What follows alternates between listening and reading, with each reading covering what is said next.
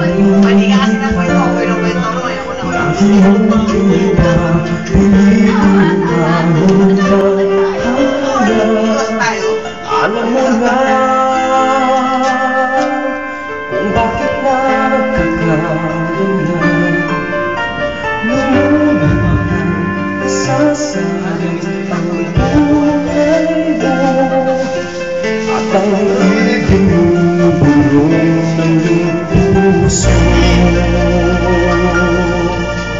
Natutulog ba ang Diyos? Natutulog ba?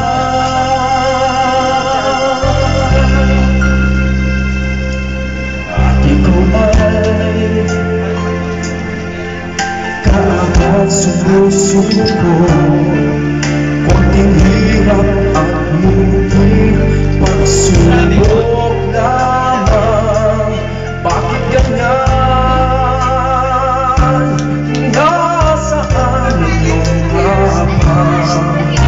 Ngayon ba mawawala ang asa?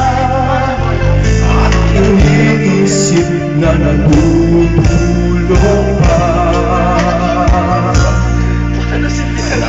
Natutulog pa ang Diyos, natutulog pa.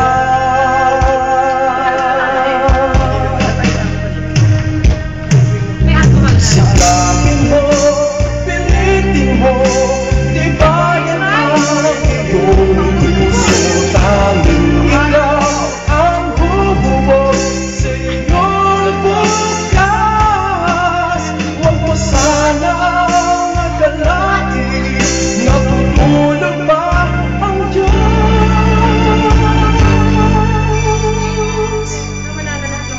Ang buhay mo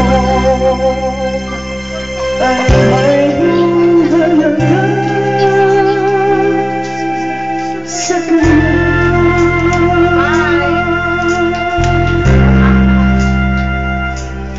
Dapat mo naman